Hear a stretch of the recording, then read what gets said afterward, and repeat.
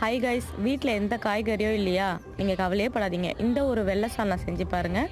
இட்லி, தோசை, பூரி, சப்பாத்தி, பரோட்டா கூட சூப்பராக இருக்குங்க. எப்படி செய்யலாம் பார்த்துடலாமா?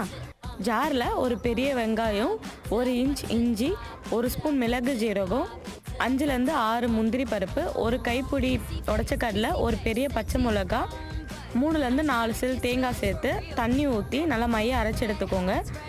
குக்கரில் எண்ணெய் விட்டு 1 ஸ்பூன் சோம்பு, பட்டை வகைகள் எல்லாம் சேர்த்து நல்லா வதக்கிட்ட பிறகு ஒரு பெரிய வெங்காயம் சேர்த்து 2 நிமிஷம் நல்லா வதக்கி விட்டுக்கோங்க. ஒரு கொத்து கருவேப்பிலை, சால்னாக்கு தேவையான அளவுக்கு உப்பு சேர்த்து நல்லா வதக்கிட்டு அரைச்சி வச்சுருக்க விழுதை சேர்த்துட்டு தேவையான அளவுக்கு தண்ணி ஊற்றிக்கோங்க.